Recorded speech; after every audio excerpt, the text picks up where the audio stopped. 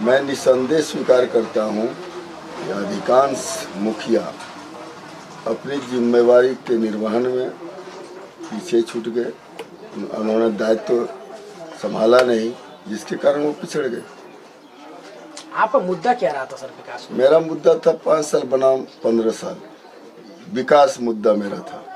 विकास क्योंकि पिछले 2016 के पूर्व 15 साल 2001 से पंचायत राज चुनाव शुरू हुआ, नया जो एक्ट बना उसके मुताबिक, तो 2001 से लेकर 2016 तक जो काम हुआ पंचायत में, इतना काम नहीं हो पाया जितना मैंने 16 से 2021 के बीच पूरा किया।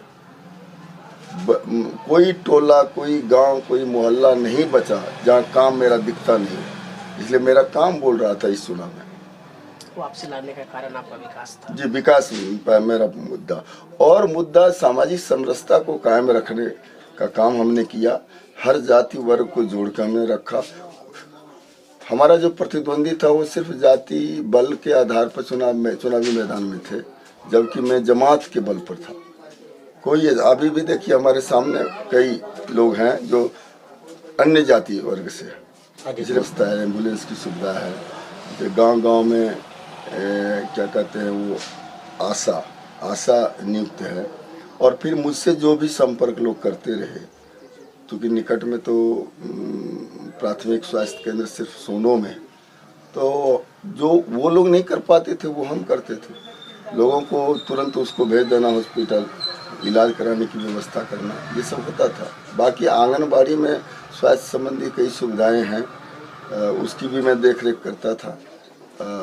और उस दिशा में देखिए, कोई भी कितना भी ईमानदार व्यक्ति हो, प्रतिनिधि हो, एंटी इनकम्बेंसी होता है।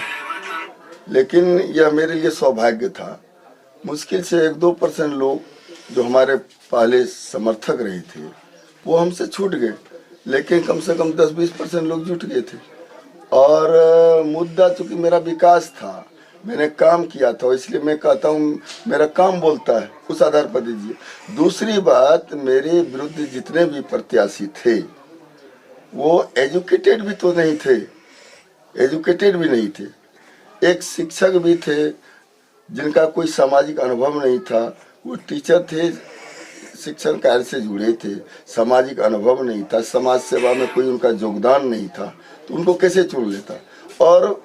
और चूंकि अपने मुंह से बड़ाई अपनी नहीं करनी चाहिए, लेकिन यह संजोग है कि लोग कहते हैं सोनो प्रखंड में पिछले 5 साल के दरमियान 19 पंचायतों में जिन लोगों ने नेतृत्व किया उनमें से सबसे अधिक एजुकेटेड में था। क्या एजुकेटेड है आपका? एमए पास है, एमए पास है। सर बताएंगे आपको जो जनता जीतती है क्या ना, इसमें जो है सच्चाई यही है कि कोई जब अच्छा आदमी मैदान में आता है तो बुरे लोग एकजुट हो जाते हैं, और यही स्थिति मेरी थी।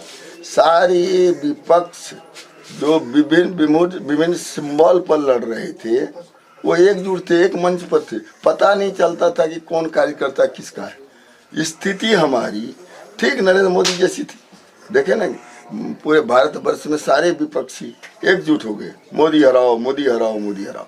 यहाँ भी वही था, जमादार हराओ, जमादार सिंह को हराओ, जमादार सिंह को हराओ। और यह देखिए, लोग निंदा करें मोदी को, लेकिन अगर वो निंदनीय भी है तो हमको पंचायत के लोग कहता था कि पंचायत के ये मोदी है, तो मोदी कैसे हारे। सवाल ये, काम पर भरोसा था, लोगों को दुख से में हमसे साथ देते थे। 24 घंटा किसी वक्त फोन से हमको बुला लेता था। मैं तो एकदम सस्ता मुखिया था, एकदम सस्ता। साधारण से साधारण व्यक्ति फोन किया, मुखिया जी जरा सा यहाँ आना होगा, थोड़ा सा उलझन कुछ हो गया। ये यद्यपि ये ग्राम कचहरी का काम था, लेकिन वो उस क्षेत्र में भी हमने काफी काम किया। लोगों का झगड़ा, आज भी देखिए हमारे सामने बैठे हुए लोग हैं, 2 पक्ष के लोग हैं, कुछ झगड़ा झंझट हो गया, वो चाह रहे हैं कि उसका निदान हो जाए, हम उसमें भी काम करेंगे। सामाजिक एक इस पे भी जी देखिए, असल में मैं मुखिया तो 2016 में बना, भले 2006 में मेरी पत्नी पंचायत समिति सदस्य भी बनी, लेकिन 2006 के पूर्व भी जब 1986 में मैं एमए किया, उसके बाद सीधे एनजीओ से जुड़ा, सामाजिक कार्यकर्ता के रूप में पूरे भारतवर्ष में कई जगहों का मैंने दौरा किया, गांधी विचारकों के संपर्क में आया।